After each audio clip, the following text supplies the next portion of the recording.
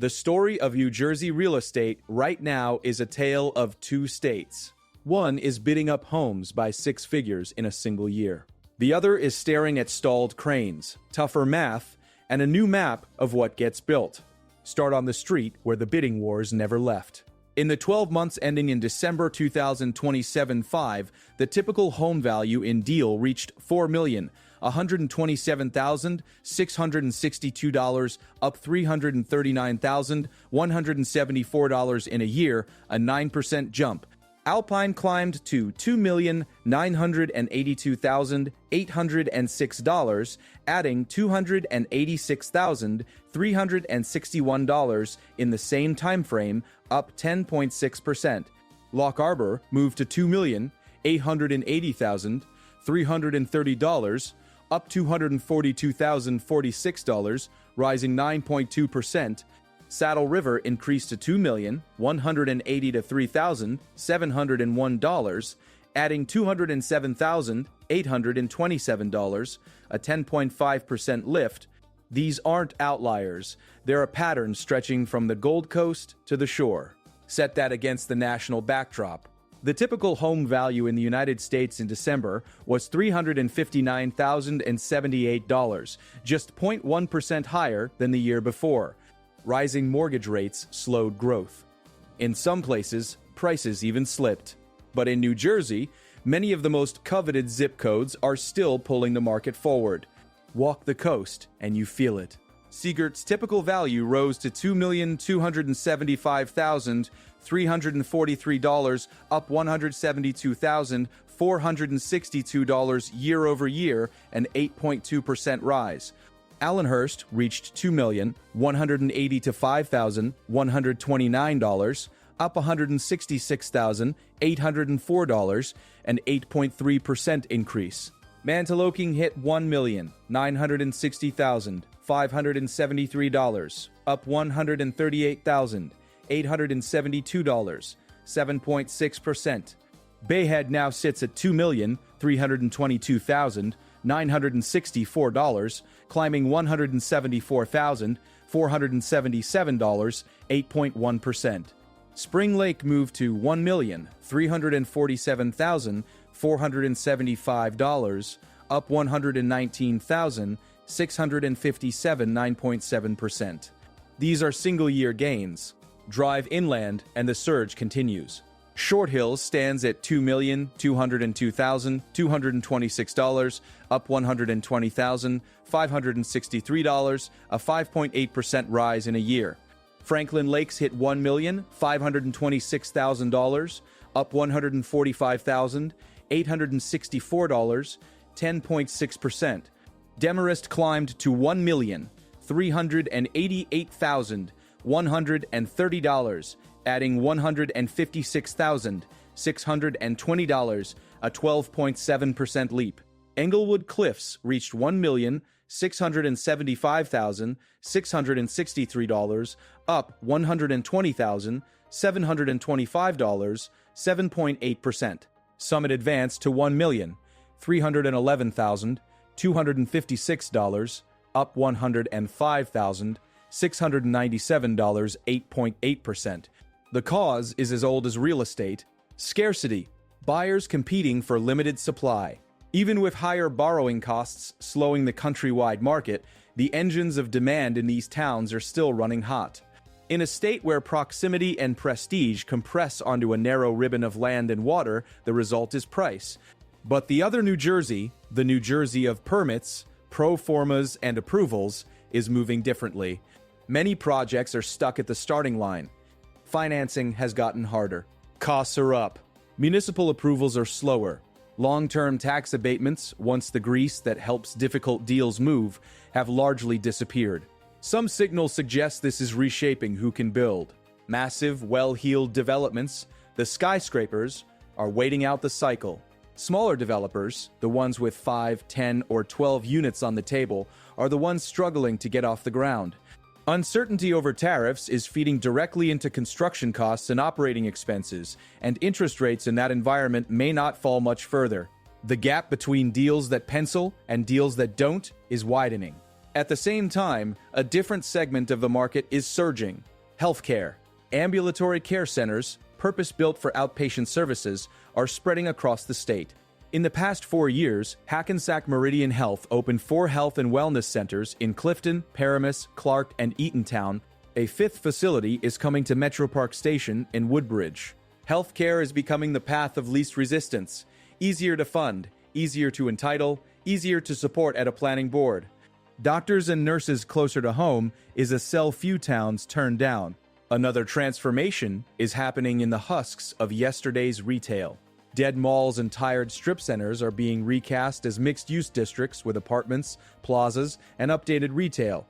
In Flemington, the planning board approved the preliminary and final major site plan and subdivision for Liberty Village late last year, moving a long-dormant site toward housing, shops, and public space. In Voorhees, the Township Committee signed a redevelopment agreement to revive the property once known as the Echelon Mall, now Voorhees Town Center. Similar turnarounds are underway at Monmouth Mall in Eatontown and at Westfield Garden State Plaza in Paramus. Each one is a town choosing a future over a vacancy sign. You can see this playbook at smaller scales too. In Mount Arlington, a developer is buying an old project with approvals to rework an outdated strip center, refreshing the retail and weaving in residential. It turns a line of glass and asphalt into a center of gravity. In Branchburg, a proposal with Raritan Valley Community College would add housing with a commercial component on campus, with the college leasing back a portion as student dorms. It brings guaranteed renters and helps support the retail. These are marriages of convenience and timing that pencil out better than many standalone plays. Then there's Jersey City, a magnet pulling talent and capital with the force of a skyline. Over the past cycle, it leapt up the list of promising markets. It jumped 17 spots year over year to land among the top 2 U.S. markets for investment and development, while North Jersey climbed from 22 to 7. The city's advantages are concrete: fast connections to New York, cheaper rents than Manhattan, and access to investors and global markets. From 2020 to 2024, its population rose 7.5%. That is a 4-year surge, and it puts numbers behind what you feel on the streets and waterfront. Jersey City's leasing base is not random, it's concentrated. From 2026 to 2025, firms in finance, insurance, and real estate, the FIRE sector, accounted for 63% of all leasing activity in the city. Financial firms still drive the towers there. The mix is diversifying, but the anchor is clear. Across the Hudson, the office market is stabilizing from a brutal peak. Nationally, in December, the office vacancy rate sat at 18.4%, down 140 basis points year over year and 150 basis points from a peak in March. Average listing rates were $30.86 per square foot, off 0.8% in a year. The supply pipeline has been throttled back. Nearly 37 million square feet were under construction as of December, representing just 0.4% of stock, and a 47% drop from roughly 55 million at the start of last year. Zoom in on the Northeast. Manhattan is leading the turn. In December, it had the lowest vacancy among top markets at 13.6% after a 300 basis point drop in a year. Its average listing rate was nearly $68.40 per square foot. The city's office sales totaled more than $7.70 billion in 25, with sale prices averaging $498 per square foot. Boston's pipeline is even larger than Manhattan's now, with more than 4.4 million square feet under construction versus roughly 2.3 million in Manhattan. Together, just those 2 Northeast markets account for nearly 22% of the nation's pipeline of nearly 31 million square feet as 2025 closed. New Jersey's office market sits in that gravitational field, but on its own terms. In 2025, office transactions in New Jersey tallied nearly $1.30 billion, with an average sale price of $152 per square foot. That's below the national average sale price of $192 per square foot, and in a year when national sales volume reached about $53 billion. One corner of office is expanding faster than the rest: coworking. In 2025 alone, more than 1,000 co-working locations were added nationally. The flexible office footprint now makes up roughly 2.2% of the U.S. office market. For many companies, this isn't a trend, it's a cost decision. Shorter commitments, built-in flexibility. For owners holding hard-to-fill blocks of space, partnering with operators to convert floors can bring new life into old square footage. But there's a balancing act in the broader economy. In December, national office-using employment shrank by 35,000 jobs, led by professional and business services and the information sector, even as financial activities added 6,000 jobs. Year over year, office-using sectors posted a net gain of about 40 to 2,000 jobs, a modest 0.1% increase. That thin line between contraction and growth is why office optimism is cautious. Physical occupancy is still the hurdle to clear. If you want a human-scale lens on how tastes are shifting in New Jersey, step into Bernardsville. On 32 acres sits a 30,000-square-foot mansion built in 1886, once home to the Astor family by marriage, later a school, now a reimagined estate. It's for sale at $9,999,000. It hit the market years ago at $18 million. On October 22, the asking price fell from $13,750,000 to $9,990,000. Inside, there's a square tower turned speakeasy and office with sweeping Somerset County views. All bedrooms are ensuite. A California-style pool house was added during the pandemic. Much of the woodwork and fireplaces are original. A staircase was moved and rebuilt so precisely you wouldn't know it wasn't there in the 19th century. The current owner is a fashion entrepreneur who redesigned details down to the doorknobs, wrought iron looped like rope pooling at your feet. The property can be purchased with the main house on 22 acres or with the carriage house and an additional 10 acres. It's 2 minutes to downtown, about 45 minutes to New York City, and yet the pool of buyers is thin. Not because it isn't stunning, but because the appetite for massive footprints is changing. Many would-be buyers in the area are coming from New York City, Montclair, and Milburn. They're used to smaller places. Millennials especially aren't looking for cavernous rooms and a full-size basketball court. The observation from the front lines is simple. There's been a shift toward wanting less space since the pandemic. This mansion is a symbol of that shift.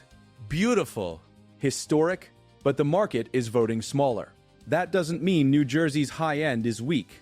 The numbers in places like Rumson, Short Hills, and Spring Lake speak for themselves.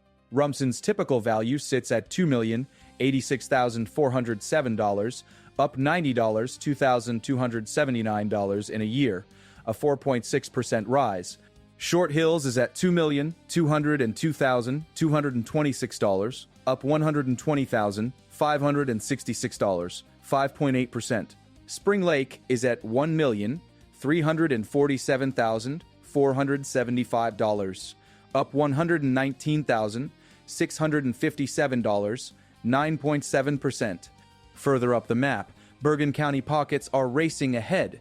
Saddle River moved up by $207,827, 10.5% in a year. Alpine's 12-month increase was $286,361, 10.6%. Demarest jumped $156,620, 12.7%, and Franklin Lakes added $145,864, 10.6%. In Essex County, Montclair stands at $1,081,750, up $61,844, 6.1%, while Maplewood climbed to $899,232, up $62,974, 7.5%. Westfield rose to $1,208,402, up $63,307, 5.5%. Ridgewood to $1,142,556, up $74,796, 7%, and South Orange to $1,035,189, up $80,512, 8.4%. On the shore, the story continues. Harvey Cedars reached $2,053,1 $126, up $106,511, 5.5%. Interlaken hit $1,507,903, up $89,979, 6.3%. Long Beach Township stands at $1,927,027,008, up $58,705, 3.1%. Barnegat Light is at $1,526,912, up $59,252, 4%. Ship Bottom moved to $1,400,320, up $64,851, 4.9%. Even in beach enclaves where gains are slower, the 5-year arcs are steep. Beach Haven's 5-year increase is $644,497, up 67.1%. Harvey Cedars rose $1,825,616 in 5 years, up 67.3%. Lock Arbor's 5-year gain is $1,408,394, up 95.7%. Allenhurst added $1,115,504 across 5 years, a 104.3% surge. Deal rose by $1,966,242 in 5 years, up 91%. These numbers have weight beyond coastal glamour, they say in sharp relief, where today's New Jersey market is most constrained. They also tell you where local politics will feel the most pressure. Affordability is not just a talking point, it's a math problem every municipal planner is facing. New construction is slowing as demand softens in some sectors, but the affordability crisis is pushing residents toward smaller, less expensive cities. Building affordable units is expensive. One rule of thumb from the trenches: it takes 5 market-rate units to offset the cost of one affordable unit. And if a town doesn't allow greater density, the math collapses. There's also a clock running. Towns that submitted their affordable housing plans and got them approved now face a March-April deadline to take the next step, implement the zoning those plans anticipate. That means a burst of hearings and rezonings in late winter and early spring. Planning boards only have so many meetings, so many members, so many engineers and planners. When every hand is on the affordable housing wheel, it can crowd out other projects waiting in the queue. If you have a project outside that lane, expect to feel it in scheduling and attention. Look again at Jersey City as a bellwether for how capital is positioning itself. It is described as a fast-growing commercial hub with a more affordable and scalable business environment than nearby Manhattan, and it has parks, 1,300 acres of them, along with a dining scene that keeps pace. It is close enough to the island to borrow its energy and far enough to offer a different cost structure. That's why towers keep rising.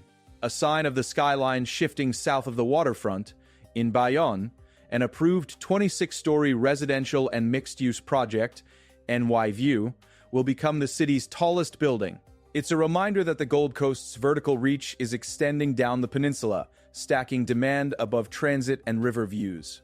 If you are trying to make sense of the commercial math, think about where the energy is and where it is not. Data centers are seeing unprecedented demand driven by AI and cloud computing. Nationally, the vacancy rate is below 2%, and most facilities are pre-leased before completion. But in New Jersey, the sector faces extra friction. Land is expensive, space is tight, and people are asking real questions about what these power-hungry buildings will do to their utility rates and water systems. Even if the demand is there, the grid and the neighborhoods have to say yes. In office, the recovery is measured, and the winners are clear.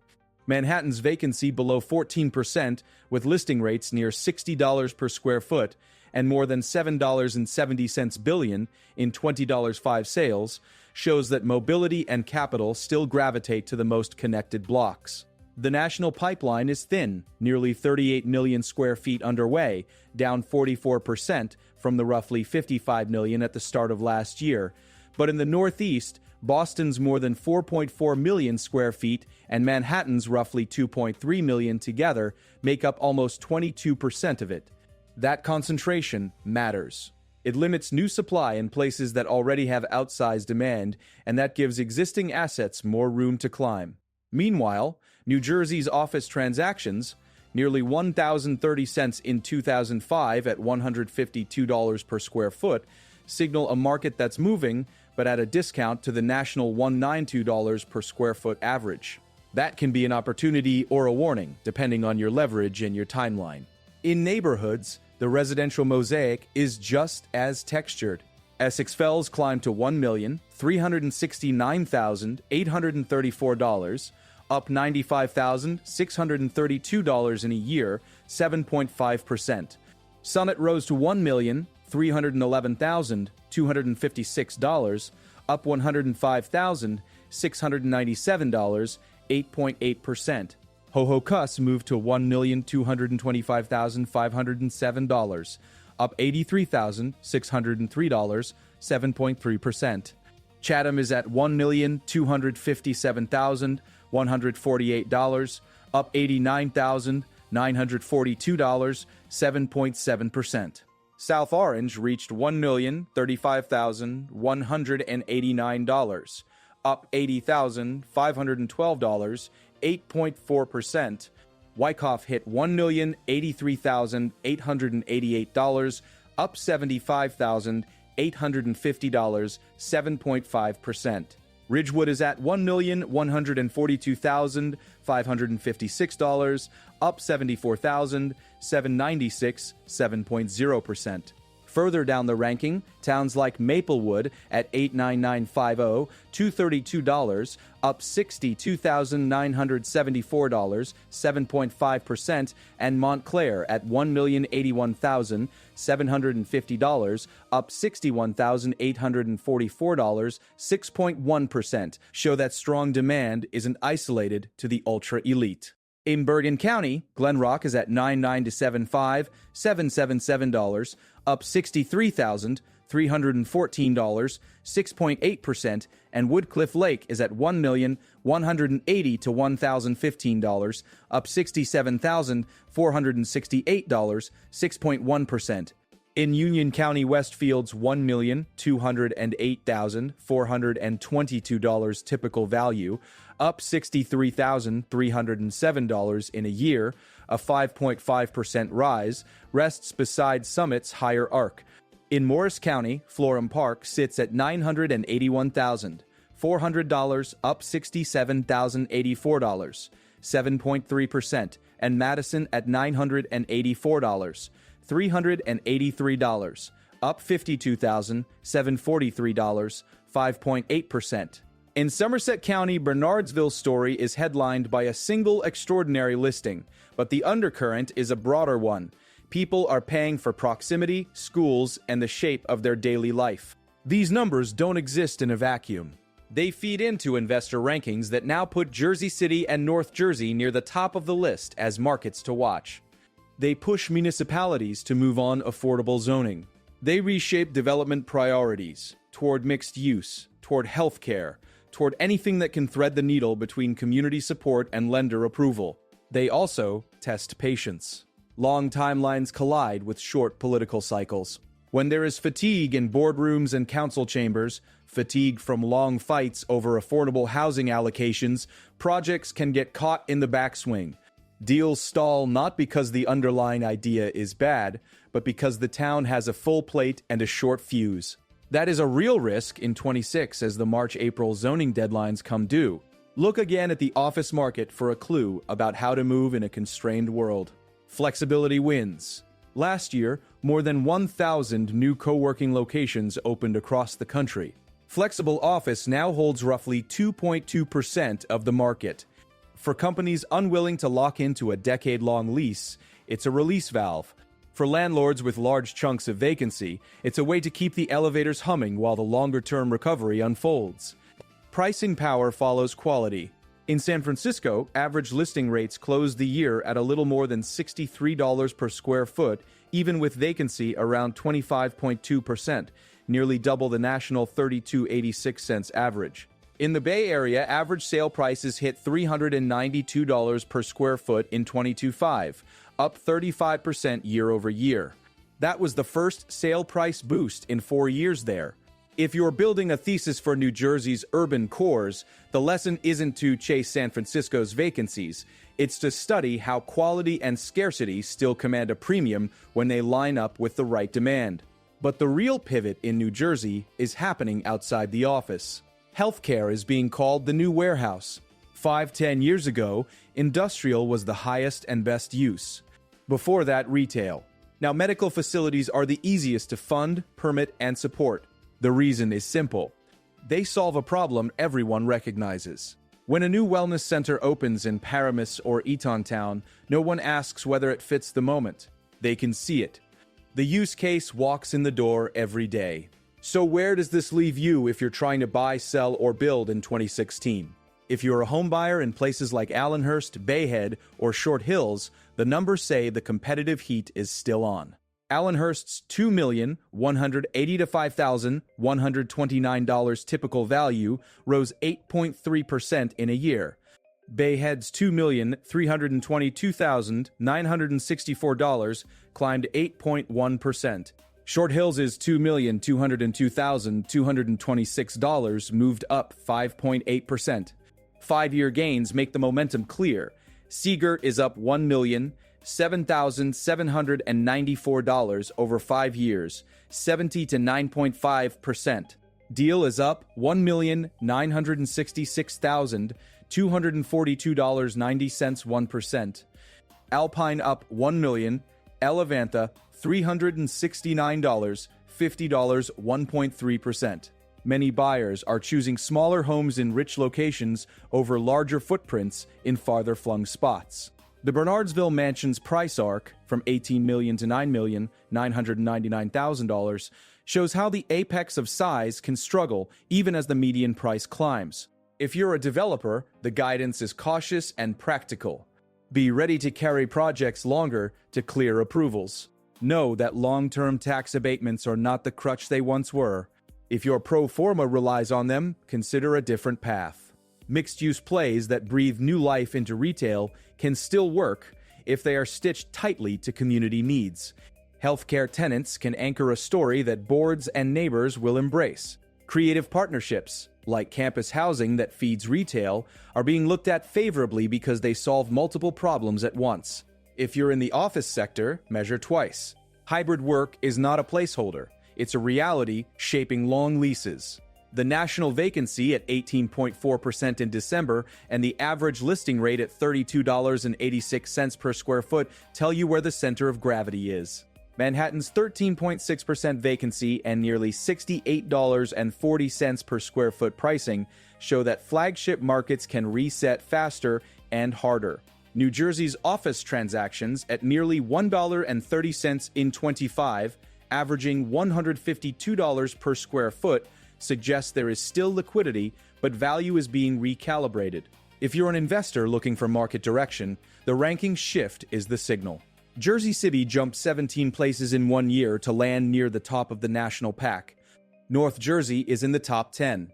That didn't happen by accident. It happened because Capital sees steady population growth, 7.5% in Jersey City between 22 and 24, amenities, transit, and cost advantages.